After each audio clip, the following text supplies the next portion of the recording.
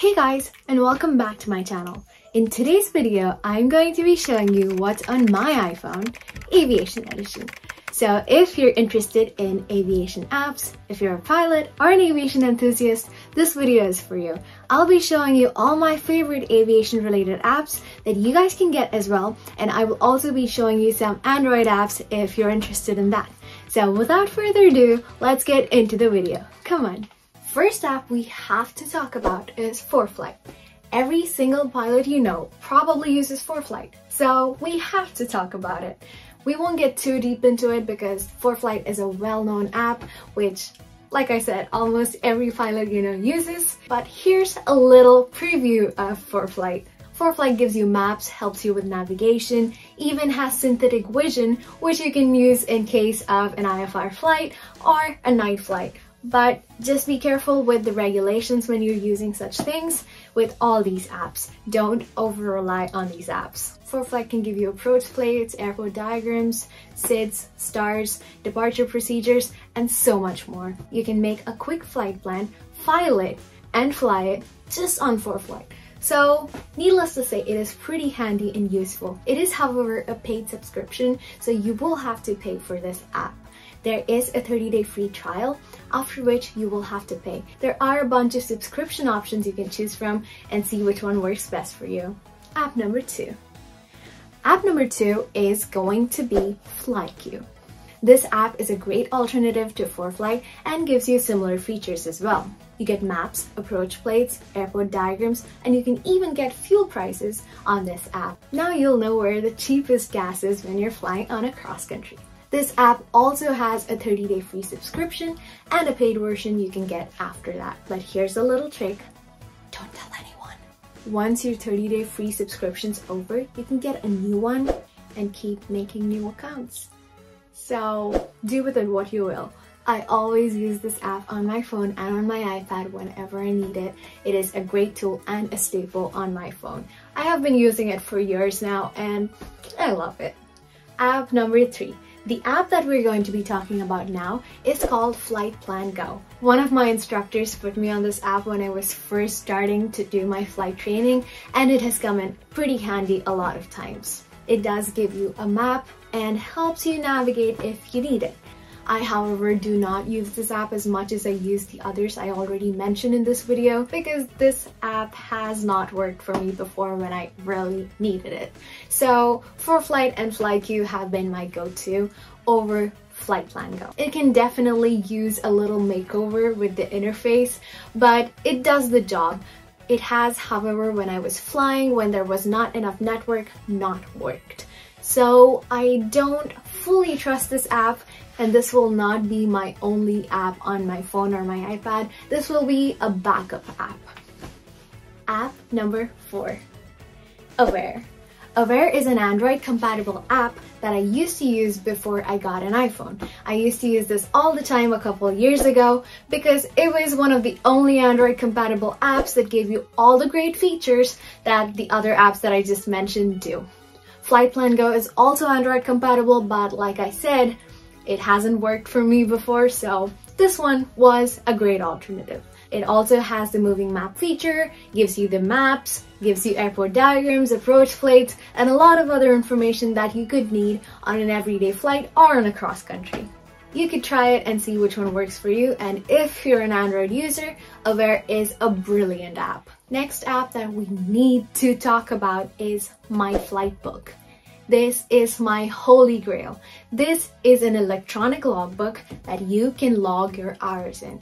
I highly recommend all of my students, and now you, yes, you too, to start logging every single of your flight hours in this logbook. That way, even if you do lose your logbook, you have a backup, and it just makes your life so much easier. Do you remember when you're filling your IACRA and you have to calculate all your totals? Yeah, it's a pain, right? This makes it instant. It gives you your totals and it gives you specific totals like nighttime, cross-country time, dual received, and so much more. This will also make your life so much easier when you're applying for jobs. When they ask you how many hours you have and they need to review your logbook, you can just send this over to them and it makes your life and theirs so much easier. If I haven't already convinced you with all of these informations, this app is also free to use. So what are you waiting for? Download it and start logging your hours as soon as possible. ForeFlight also has an electronic logbook option. If that works better for you, feel free to use it. I highly recommend having an electronic logbook as well. The next app we're going to talk about is liveatc.net. Like you can see here, that is also one of the apps I have on top. So what this is you can listen to ATC live anytime from anywhere, as long as you put in the airport identification code or the frequency. So this is pretty handy for anybody who's beginning flight training, so you can keep listening and practicing communications, because that's one of the biggest hurdles students face.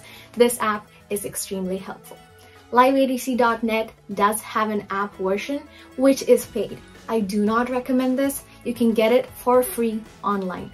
It's a website, liveatc.net. What I've done here is made a shortcut and put it on my home screen to the website, not the app. So it is the free version that I can use anytime I want. The next app we're going to talk about is Aviation Weather Center. This is where we can get all the necessary weather information to make a flight. This is an extremely crucial website. There is no app here though, so what I've done is again made a shortcut off the website and put it onto my home screen so I can access it anytime I want. This app can give you METAR, SAFs, prop charts, GFA tool, SIGMETs, AirMets, anything you could possibly want, and this is all recognized source that FAA accepts. So you can use this for your flight planning, and here is an easy access to this website. You might find this website a little hard to use because of all the information it has, but it is really important to know how to decode this information and understand it.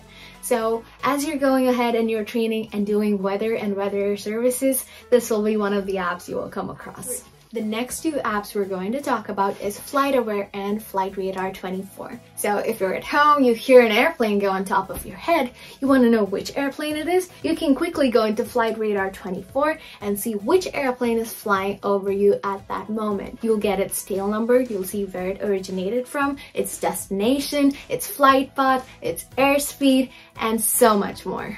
Similarly, FlightAware also allows you to track airplanes, so you can put in your tail number and search the plane and see what it's doing right now, or you can also put in the origin or destination and see where the plane is. This also gives you the flight path, ground speed, altitude, and so much more information that you can use to track an airplane. You can use this for commercial airplanes or for your own airplane to see your flight track. The next app on my phone is called Flight Circle. This is the app that my flight school uses to make schedules. So if you're flying at a flight school, they usually use an app to make schedules so you can see what is happening, how your schedule is going to change, all that using the app. This is the one for my flight school. So the next app I want to tell you about is called Windy. I personally do not use this app. I just use Aviation Weather Center to get all my weather, but Windy is a great app if you're starting out. So here's how it looks. If you're flying from a departure point or a destination, or just want to know the weather for a certain place, you can go to that place. Here's Santa Barbara, for example. You can see which way the winds are coming from, what the winds might look like in the next few days, and what weather conditions you can expect in the next few days. So that is pretty handy. And that is all for today's video. If you liked it or learned something from it, go ahead and give this video a big thumbs up. If you want to see more of such videos, go ahead and hit that subscribe button. And if you have any questions, leave them in the comments below. I will see you in the next one. Until then, signing off, Lightning Girl. Bye!